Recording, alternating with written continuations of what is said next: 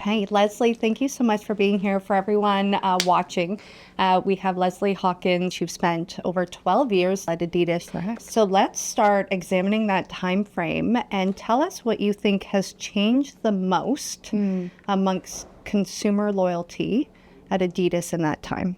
The biggest thing we noticed was consumers are no longer just buying a logo.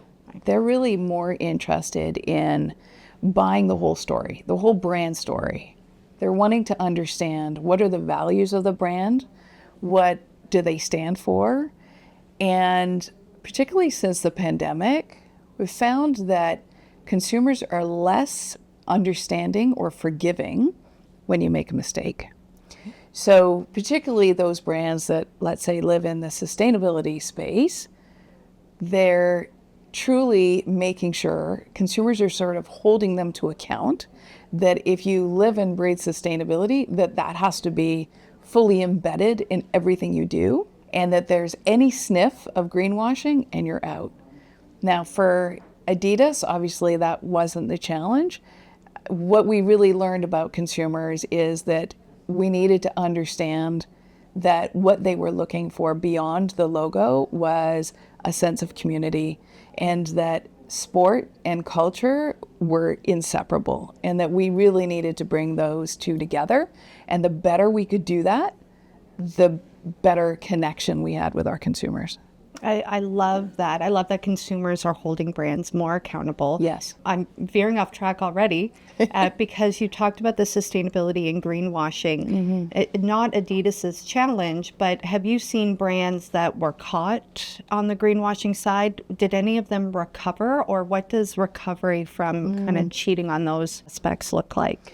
So whether it's sustainability and greenwashing, it's not for me to call out brands, but the challenge with consumers now is because they're less forgiving, is once you lose them, it takes that much longer to get them back.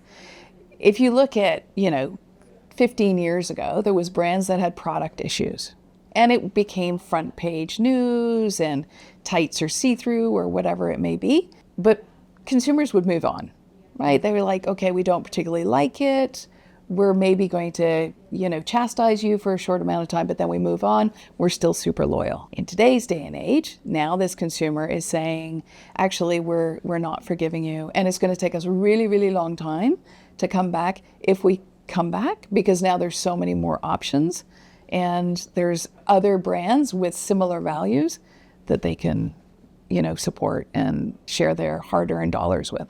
Go. So we've really moved away from that transactional Very much relationship, and it's more emotional now. Yes. How important is the emotional relationship with customers today?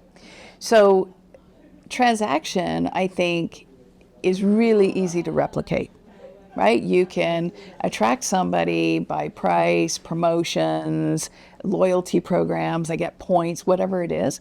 It's really hard to replicate the emotional connection.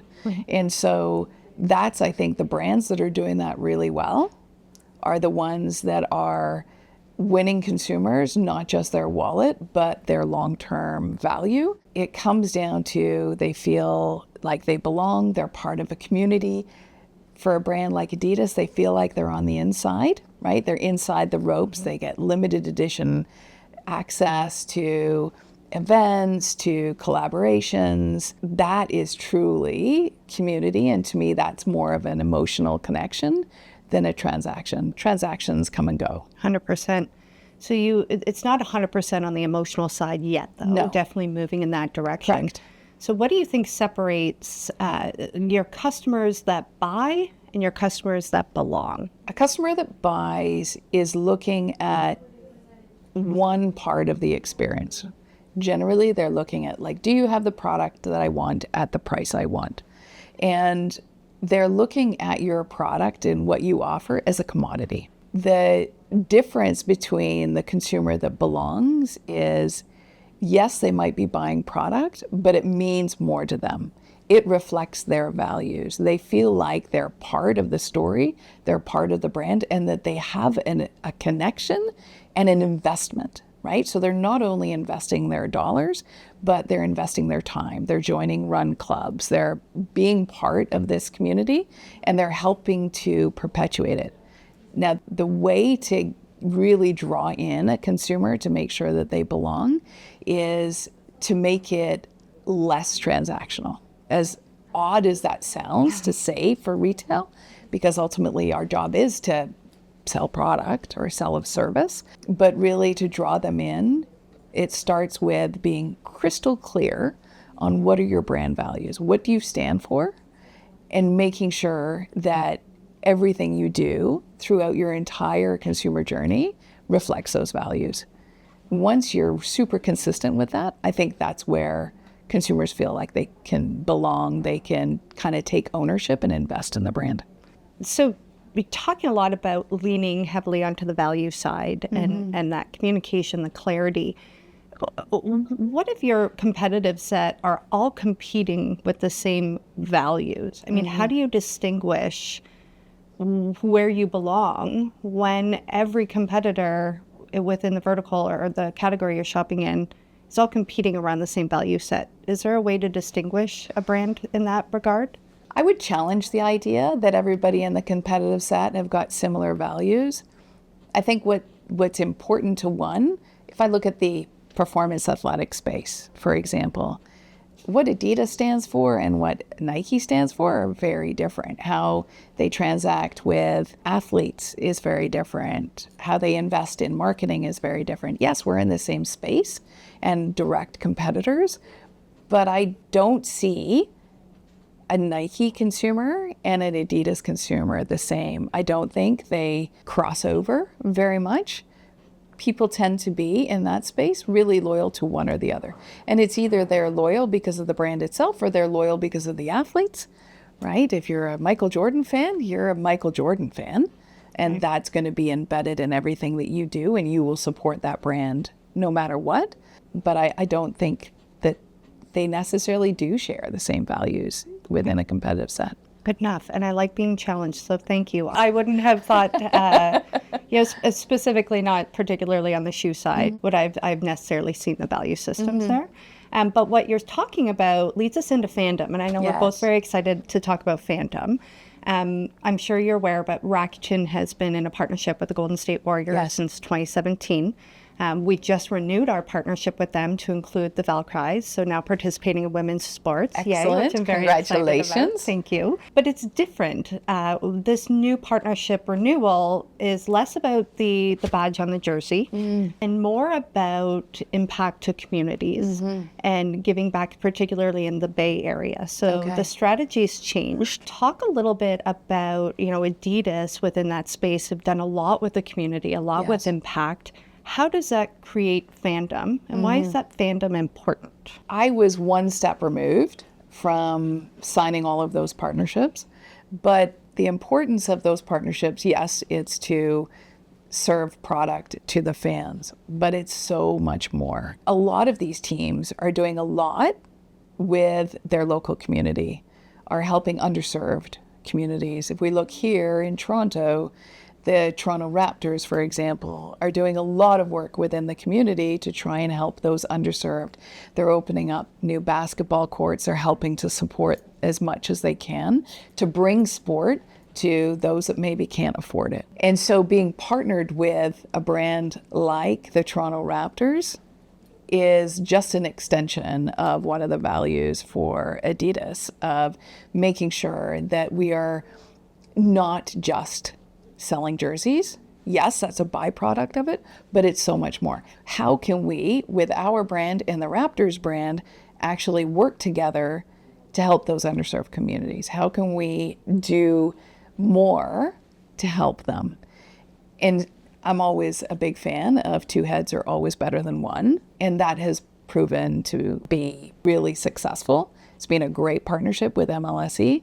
And while those consumers may not necessarily be brand fans today or able to buy jerseys or to attend basketball games or hockey games, whatever it may be, the fact is that there's a connection. We've created that emotional connection with a brand who's come into their community and helped them. help them with something that they weren't able to have before.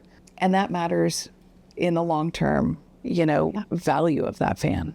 We talked a little bit earlier before we sat down about that fandom being the top of your funnel's top of the funnel. And that you're really creating a much longer pipeline where that customer might not be transacting or buying from you for another 10 years. Correct. And the longevity of a brand, how important is thinking about that 10, 20-year build to a brand like Adidas? Yeah. It's been around for forever. Forever. The brands, I think, that are successful are the ones that look at the long-term value of that fan. And yes, there's a monetization of that, but it's so much more. If there's brands that are coming in and hoping that they're going to sign a team or sign an athlete, sell a lot of product, and make a lot of money in a short amount of time, there's, Harvard Business Reviews on those brands who have come and gone. But those that are really around for the long term are those that understand it's a long game, right? And it's so much more than just, I'm following this player today. It's, I'm going to follow this player for their entire career. And then, if they're a part of the front of office, okay, I'm still going to be a fan of that athlete, of that team, because of what they've done in my community for me. I align with their values. And so it's not a short-term play. And I think in any part of brand building, it has to be viewed as a long-term game anyhow. So I'm going to connect some dots so far in the conversation with the fandom and the community and values, with the right sports partnership, or the right sports player that people are going to follow. The values of that individual that the brand chooses to work with has to tie very closely to the values of the brand. Yes. But some brands have gotten that very wrong. Yes. And so it's a lot of money to have a misalignment on values and destroy what you're trying to achieve. Again, we're not going to call other brands out, but have you seen this happen, and what does that look like from a loyalty perspective? Do those customers leave when that value mismatches, and particularly if they hit the news for breaking on those values? What happens to the customers in the fallout? I can't think of a brand who hasn't misstepped. I think it's so easy when you take your brand, a national brand, a global brand, and align it with an individual. We're all flawed, right? Yeah. We all have our challenges. And so the key isn't necessarily that the consumer goes away. It comes back to, what does the brand do immediately? So do they cut ties with the athlete? Do they denounce what has happened? Do they completely pivot, or do they stay silent? And so it's less about what the athlete or the spokesperson does. It's more about the brand's reaction. Okay. So when things don't go quite as planned, it's really paramount. The brand reacts in a way that is fully aligned with their values. And it might mean that you walk away from a lot of business, that you might walk away from an athlete or a sports organization or an influencer, whoever it is. But the moment it becomes more about the athlete and the spokesperson and less about the brand is the moment you've lost the plot. And so there's going to be missteps. It happens everywhere. Yeah. It's about, what do you do? And consumers will forgive you if you take the right stance. Right. I mean, it's a big risk. You're partnering with a human being. Correct. And as their stardom grows, that's where the risk starts to evolve. And so I love that you started with accountability at the top to say we're all going to misstep here, because it's inevitable. So it is. It speaks a lot to your character and what you're bringing to Adidas. So thank you. In my mind, you've got all these customers at risk because of a misstep there. You're addressing it, but there's still a bucket of customers you're not going to get back. And that leads me to think that some brands might lean in with very heavy discounts to try and get that purchase. Yes. So talk a little bit about how discounts come into the picture there, and perhaps why, if it doesn't work, which I have a feeling it doesn't work, what really distinguishes the difference between that fandom and discounts. Right. The discount is a moment in time. Right. And it might get you that sale, but it doesn't buy you any loyalty with that consumer. And I am not a fan of discounts, to be honest. If you want to get creative with promotions, but if you want to get creative with promotions, right? It's BOGO, it's something different. It's buy more, save more, special size sales that we would do in footwear, for example.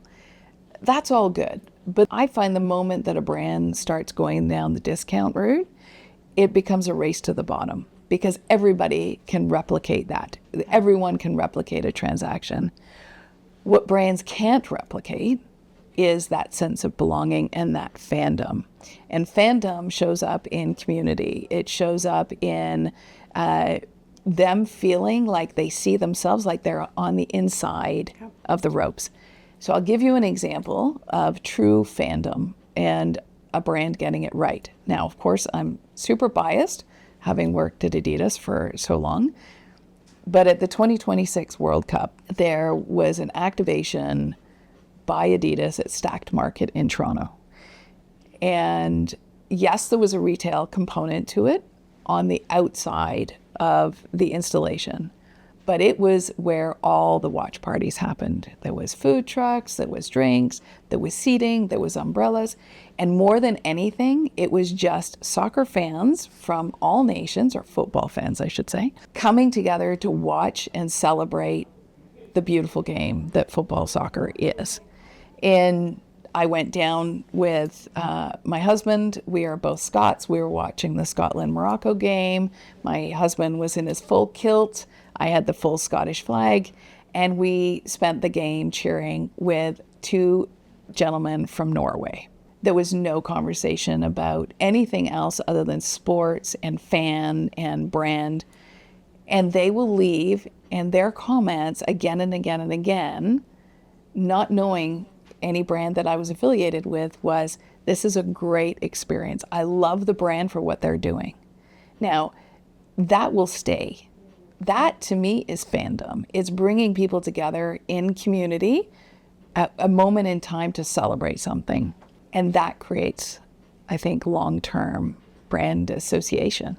I love that. Yeah. You made me think about ROI. Because it's very hard to measure what that beautiful experience at the World Cup was and how it translates to the return. And I have a soft spot for marketers because CEOs really want that return and they want results. And marketers, some things are hard to measure. Very. How does a brand go about measuring the experience of the World Cup? And that's mega dollars. It's mega dollars. That were put into that. Yes. How do you know it worked? So you can't put a metric against it, per se. And that is, as a former marketer, I get it, right? It's really, really hard to say, if I invest this $1 million, I'm going to generate sales of tenfold. And yes, there's jersey sales and everything, but it's the long-term average value of that consumer that you need to start looking at. Now, in something like that, the event that was at the World Cup celebrating those watch parties, that's creating community. And that you cannot build a metric around. You can see how many people came through the gate, how many people bought merchandise, but what you're really trying to do is make sure that your brand is embedded in the culture of when people think of soccer or football, they think of Adidas. They think of the experience they had. They think about the fact that it was free to get in and that people were coming back for every single game and watching with their friends, with their family, with complete strangers. That you can't build a metric around, but it will pay itself in dividends down the road with people associating you with that experience. And as long as it's a positive experience, which in this case it was, that's where the real juice is. I think that helps those who are not in the space marketing world or working for sports or in the category retail for sports. There's always a question, that's a lot of money that these brands are putting towards partnerships with sports affiliations and athletes and participating at the World Cup. But everyone knows who Adidas is. Everyone in the world. So why does Adidas have to put all that money out for this brand awareness and for these experiences? I think you explained that in a way, but for me before really understanding the space. I always wondered that. Yes. So for the average Joe watching, why do brands like Adidas that are known globally need to be dumping millions of dollars into these things? So you're right. People are aware of the brand. It's less about brand awareness and it's more about building community. And I'm saying it again and again and again because it's a different way of looking at how you spend your marketing dollars, how you spend your dollars. Being there to support the athletes, to support the team, to support the sports organizations is important because it's literally part of the DNA of the brand, right? So Adidas started in footwear, started in football, soccer. And so it's important to keep that affiliation alive. Just because everybody knows about your brand doesn't mean that, well, my job's done. I don't need to support it anymore. I think it's important that you stay fully embedded in the sports and the athletes and the organizations that are part of your core DNA. Now, you take a big global brand like Adidas that is involved in a lot of sports worldwide.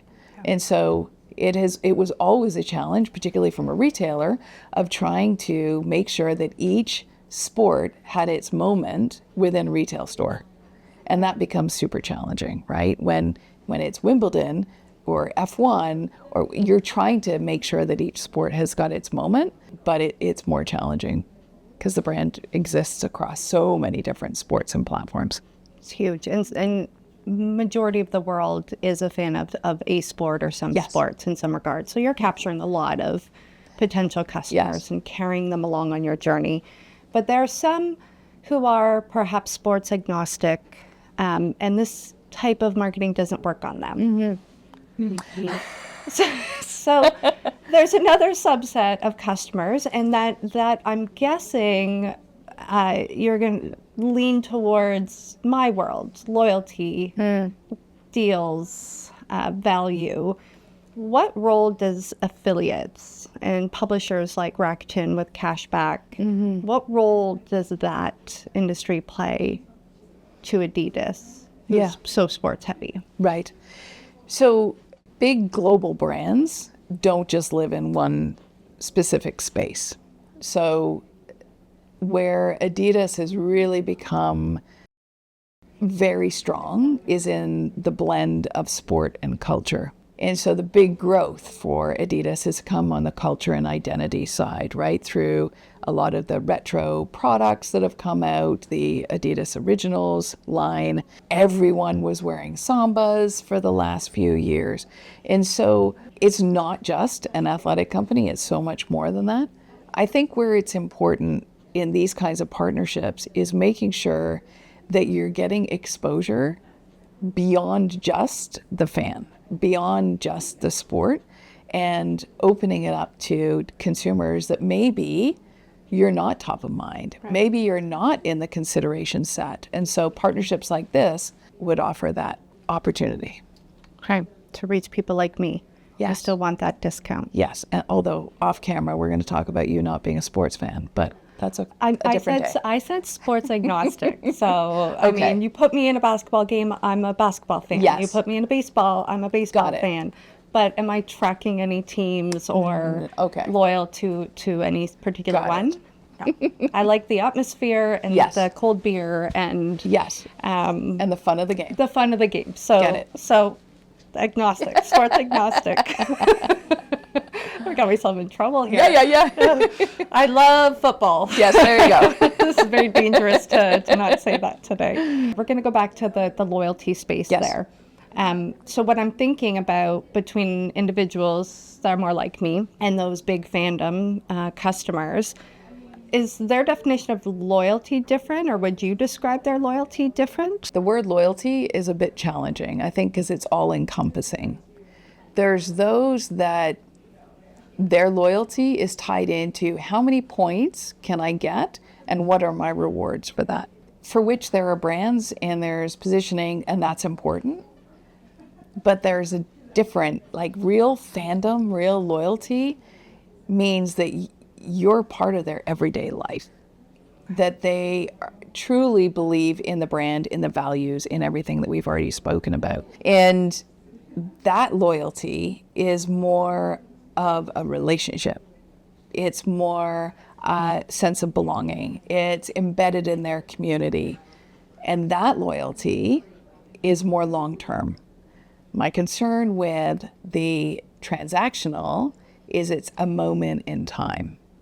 And there's a time and space for that, particularly when the economy is not great. But trying to take those who are just points collectors and move them into, no, I actually firmly believe in this brand and I'm going to buy this brand because of what they stand for and how I feel wearing the product, and because they see me, they recognize me, and they're doing good in my community.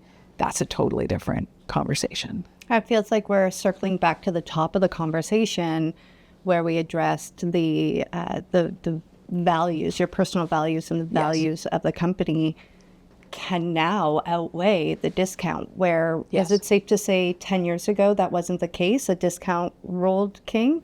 Was it different? And I think it sort of flows a bit with the economy, right? So coming out of 2008, definitely discounts were king. But now it's so much more than that. And I think the next generation, the Gen Zs, the Gen Alphas, they're demanding more of their brand and they're spending their money. And yes, they're not the biggest spenders yet. They're about to be. And so because of that, I think over the last 10 years, that has changed significantly of how loyalty is being perceived and how brands are focusing on loyalty in a different way. Yes, there's points, and yes, you want to reward them for buying more product, but it's so much more than that. Can you bring them inside the ropes? Can they feel like their voice matters, that they're influencing the direction of the brand? Can you give them experiences that other people can't? And that's where, if we circle back to the Golden State Warriors as an example in that partnership, is there opportunities for your fans, your loyal customers, to now have behind the ropes access that they couldn't necessarily have before if they weren't loyal. Right. That speaks very well to a couple of episodes we've done. We're really talking about loyalty. Yes. As it pertains to what does value mean to you. And value is different to anyone. That access, that exclusivity is value to a lot of people. Yes. So I love that. Thank you. We were talking a little bit earlier too about phone cameras. Yes. But it got me thinking about brands like Adidas. We talked about your global. You spend a ton of marketing dollars on that funnel with the funnel. But when it comes to those customers, how important is the product? And this is where the camera goes in, because every new phone version has a better camera or a better this. And so people, even if they don't need a new phone, are going to buy that new phone because of the perceived improvements. When it comes to shoes, how valuable is that product change up in new products, and what has to be different to get them to buy another pair sooner than they might need? In the apparel, footwear space, just like in the phone space, innovation is key, right? And so people often think, but a shoe is a shoe is a shoe, or a shirt is a shirt. It's so much more than that. And so there is a lot of money and time and resources put against what is the latest technology? What benefits are consumers looking for? And that's where it circles back a little bit to the loyalty. It's listening to those loyal consumers. What do you actually want? What's important to you? If you're a runner, if you're training for a marathon, what's important to you is very different from somebody like me who's I'm not running, I'm jogging. Very, very different world. And so the technology that I'm looking for is very different from a marathoner. And so it's making sure that you're really bringing in the latest, not only in materials, but in, underfoot cushioning, and you're listening to those consumers to make sure that your product is exactly what they want and then some. Right? There's technologies that are coming out that are brand new that consumers don't necessarily know. But there's things like embedding sustainability in products as well. Right. So how do you create a shoe that is fully circular in that as it comes to life, when it goes into landfill, that it actually degrades and so now becomes part of the soil and it's not a burden on the environment. Right. So all of those technologies are also part of the conversation and that I think it's all part of building the brand. I feel like you're making me a major Adidas fan for this conversation, which admittedly they're not my top shoe brand. But what you just said really resonated for me. I'm going to side quest here. I would have thought a shoe is a shoe is a shoe for the most part. I recently just bought a pair of shoes specific to high rocks. Okay. And I've worn them twice. I'm trying to break them in. This entire conversation, I felt nothing but my calves. Yes. Okay. They are a very different shoe, Yes. and they are built with high innovation and purpose. And so that resonated more to me because I got to experience the innovation within a shoe that hasn't happened before. Correct. But admittedly, I'm going to be looking at Adidas for my next pair. So thank you. You are another funnel that you're creating. Okay, so I want to keep tying it back again within our space to loyalty. So I'm going to ask you, when it comes to stack or skip, Yes. would you think that there is value? Should brands that don't have partnerships be leaning in here to drive loyalty, or should they skip that and move more towards those transactional points loyalties? And is that dependent on the size of the marketing budget? I would say you stack based on loyalty being emotional. If loyalty is purely transactional, I would skip it. Okay, love that. You are not a big fan of that high transaction. I'm not. I like that. Because it's a moment in time. And I think the moment you focus your loyalty on, I'm going to discount my way or promo my way purely into gaining that consumer, that means that they could get a better deal tomorrow. Great. Which means they're not actually loyal to your brand. And nor are you loyal to them. Right. Right? It's a two-way street. If it's truly an emotional loyalty and you're really tied in with the brand, then it's both ways, right? Yes. The consumers are holding the brand accountable and the brand is doing everything they can to keep their values true with that consumer. So it works both ways. What you just said gave me an immense sense of pride because our members at Rakuten are loyal to Rakuten and cashback first before the brand loyalty. So seeing the strength of the loyalty with brands, Yes. knowing that our customers are so loyal to Rakuten and the cashback, not discounting loyalty to the brands at all, but some will switch a brand over for the better cashback or the better offer and the better deal. It just speaks, I think, to the value that we're bringing. So thank you for that. Thank you for bringing me into the Adidas family, because I have a feeling I have a new pair of shoes coming. Fantastic. Very quickly. Do you have any friends and family? Asking for a friend? Actually, well, it's my last question. I've been meaning to ask it because it's been woven throughout this conversation in some ways, and that is refer a friend, referral programs. Yes. And the last question, taking everything we've learned about the emotional side, the value side, that alignment, when it comes to a refer a friend, Yes. generally our friends have similar values to us. Do they automatically extend, or is there something deeper there that needs to be considered in a referral program when it's so emotional based? The best referral programs are those that are from friends, right? And you can buy all the advertising in the world, but particularly Gen Zs, they are fully hooked in to, I will listen to my friends. I will actually read reviews online and I will believe strangers before I believe the brand, which is so crazy. But I think referral programs have to be a cornerstone of the loyalty program because people want human connection. They want to be part of something. And so if you're part of a community and you believe in the community and you share their values and you've had this sense of belonging, you're going to want to bring in the rest of your friends and family into that. And so those are the best referral programs you could have. You're saying to me that those fans that you worked hard to create that fandom Yes. are essentially your influencers in real life. Absolutely. They're your brand ambassadors for life. I love that. I love that. There's so much value. I just gonna need a measurement on that tomorrow. Yes. Yeah, I'll get right back to you. Perfect.